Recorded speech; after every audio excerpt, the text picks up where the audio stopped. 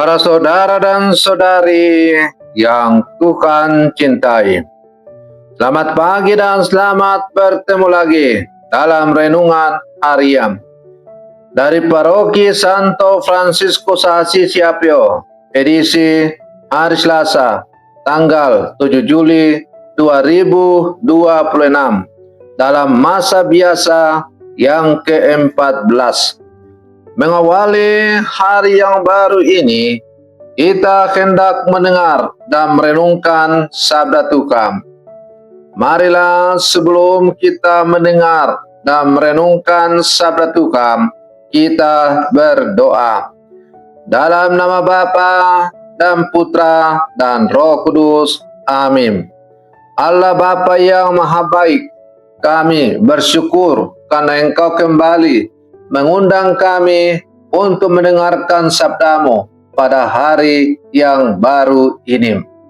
Bukalah telinga hati kami agar kami mampu mendengar suara-Mu dan peka terhadap jeritan sesama yang menderita.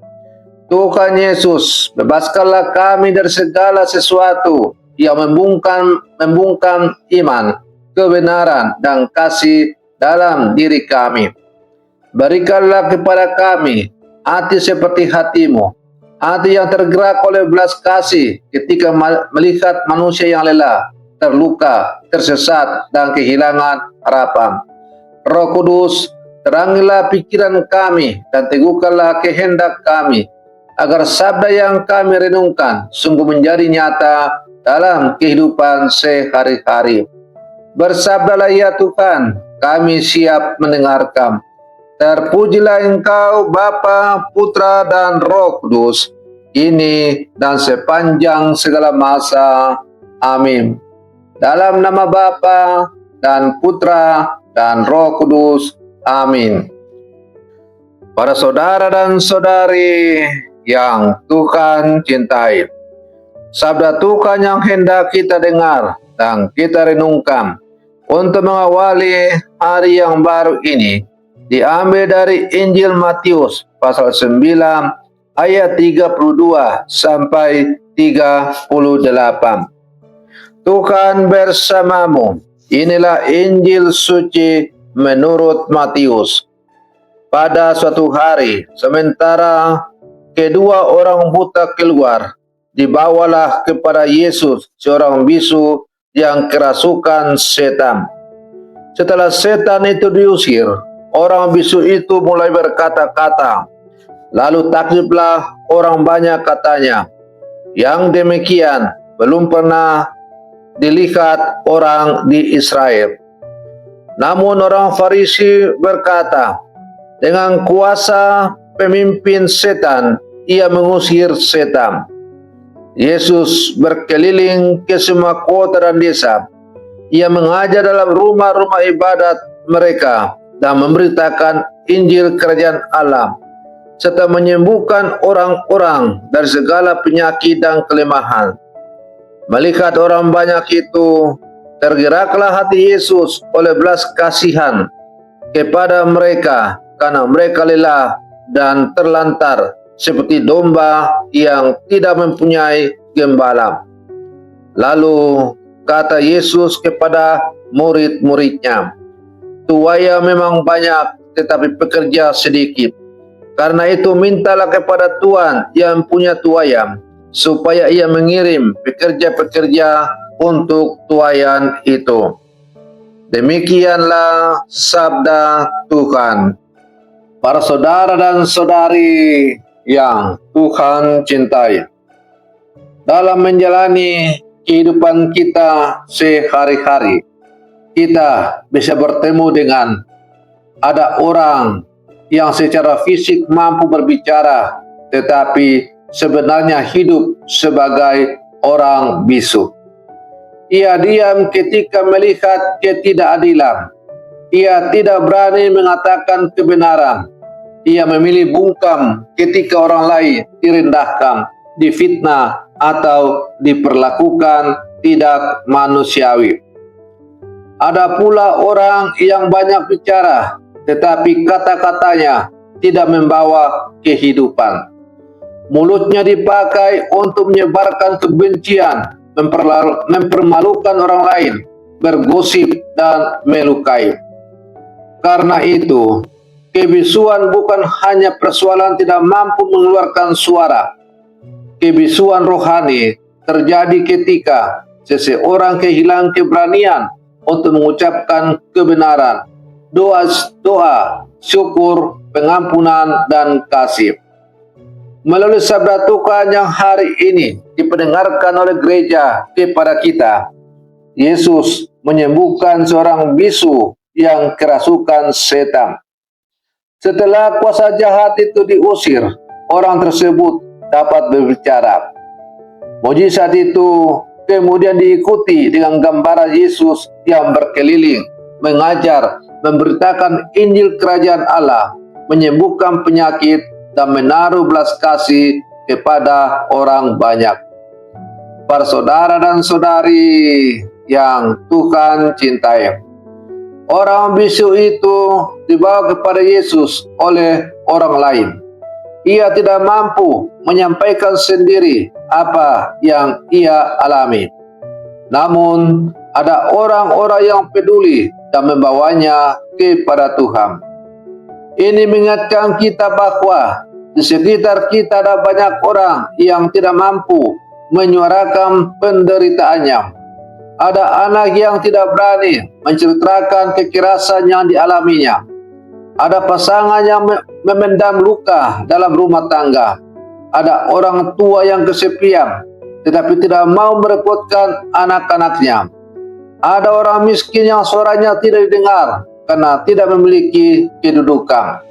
Pertanyaannya untuk kita semua, apakah kita cukup peka untuk mengenali suara yang tidak terucapkan itu? Seringkali kita menunggu orang meminta pertolongan, padahal tidak semua orang yang menderita mampu berkata, "Tolonglah saya." Ada penderitaan yang hanya tampak melalui perubahan sikap, air mata yang disembunyikan, senyum yang dipaksakan, atau keheningan yang terlalu panjang. Ketika orang bisu itu dibawa kepada Yesus, kuasa jahat diusir dan ia dapat berbicara. Kerajaan Allah hadir ketika manusia memperoleh kembali suara, martabat, kebebasan, dan hidupnya. Namun tanggapan orang-orang terhadap mujizat itu berbeda-beda. Orang banyak takjub dan berkata bahwa hal semacam itu belum pernah terlihat di Israel.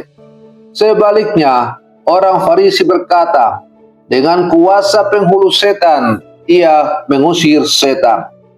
Mereka menyaksikan orang menderita disembuhkan, tetapi tidak mampu bersukacita. Hati mereka telah dikuasai oleh prasangka, karena tidak menyukai Yesus, bahkan kebaikan pun mereka tafsirkan sebagai kejahatan. Inilah salah satu contoh kebutaan rohani yang paling berbahaya. Ketika kebencian membuat kita tidak lagi mampu mengakui kebaikan orang lain. Kadang-kadang hal ini juga terjadi dalam kehidupan kita. Ketika orang yang tidak kita sukai berhasil, kita mencari kelemahannya. Ketika ia melakukan sesuatu yang baik, kita mencurigai niatnya. Ketika orang lain dipuji, hati kita menjadi gelisah. Sabda Tuhan hari ini menggigit kesombongan kita. Jangan sampai karena iri hati, persaingan, perbedaan kelompok, pilihan, suku, agama, atau pandangan, kita kehilangan kemampuan untuk melihat karya Tuhan melalui orang lain. Setelah itu, Injil memperlihatkan Yesus yang berkeliling dari kota ke kota dan dari desa ke desa. Ia tidak menunggu orang datang kepadanya. Ia pergi mencari mereka. Ia mengajar, mewartakan Injil, dan menyembuhkan berbagai penyakit. Ketika melihat orang banyak, hati Yesus tergerak oleh belas kasih, karena mereka lelah dan terlantar seperti domba yang tidak mempunyai gembala. Belas kasih Yesus bukan hanya sekedar rasa kasihan. Belas kasihnya membuat dia mendekat, menyentuh, melayani, dan bertindak. Kita sering merasa kasihan terhadap penderitaan orang lain, tetapi berhenti pada perasaan. Kita melihat berita tentang kemiskinan, kekerasan, bencana, atau ketidakadilan. Kita berkata, kasihan sekali, lalu melanjutkan hidup seperti biasa. Belas kasih Kristiani menuntut lebih daripada rasa iba. Belas kasih bertanya, apa yang dapat saya lakukan? Mungkin kita tidak mampu menyelesaikan persoalan besar, tetapi kita dapat menolong satu orang, mendengarkan satu hati, mengunjungi satu orang sakit, mengampuni satu kesalahan, atau mengucapkan satu kata yang membangkitkan harapan. Yesus kemudian pada bagian terakhir dari Injil bersabda, tuaya memang banyak, tetapi pekerja sedikit. Masalahnya bukan bahwa tidak ada ladang pelayanan. Tuayan sangat banyak. Banyak keluarga yang membutuhkan pendampingan. Banyak orang muda kehilangan arah. Banyak anak membutuhkan teladan. Banyak orang sakit. Banyak orang miskin. Banyak orang kesepian dan tersingkir, menantikan kehadiran seseorang yang sungguh peduli. Masalahnya adalah terlalu sedikit orang yang mau turun ke ladang. Banyak orang ingin menikmati hasil tuayan, tetapi sedikit yang bersedia berkeringat. Banyak orang ingin dilayani, tetapi sedikit yang rela melayani. Banyak yang pandai mengkritik gereja dan masyarakat, tetapi sedikit yang bersedia terlibat memperbaikinya. Sabda Tuhan hari ini mengajak kita melakukan 3 hal. Pertama, gunakanlah suara untuk kehidupan. Jangan diam ketika kebenaran harus dibela. Namun jangan pula menggunakan suara untuk merendahkan dan melukai. Pakailah mulut untuk berdoa, menguatkan, meminta maaf, mengampuni, dan menyampaikan kebenaran dengan kasih. Kedua, milikilah mata yang bebas dari prasangka. Belajarlah mengakui kebaikan, bahkan ketika kebaikan itu dilakukan oleh orang yang berbeda atau orang yang tidak kita sukai. Jangan biarkan iri hati membuat kita menyebut terang sebagai kegelapan. Ketiga, jadilah pekerja di ladang Tuhan. Jangan selalu berkata bahwa pelayanan adalah tugas imam, biarawan, biarawati, katekis, atau pengurus gereja. Setiap orang yang dibaptis dipanggil menjadi pekerja Tuhan melalui keluarga, pekerjaan, sekolah, komunitas, dan lingkungan masyarakat. Menjadi pekerja Tuhan tidak selalu berarti melakukan hal besar. Orang tua yang mendidik anak dengan iman adalah pekerja Tuhan. Anak muda yang menemani temannya keluar dari keterpurukan adalah pekerjaan Tuhan. Seseorang yang jujur di tengah budaya korupsi adalah pekerja Tuhan. Para saudara dan saudari yang Tuhan cintai, mari kita akhiri renungan pagi kita dengan berdoa. Dalam nama Bapa dan Putra dan Roh Kudus. Amin. Allah Bapa yang penuh belas kasih, Engkau melihat manusia yang lelah dan terlantar seperti domba yang tanpa gembala. Pandanglah pula dunia kami yang dipenuhi luka, ketidakadilan, kesepian, dan kehilangan harapan.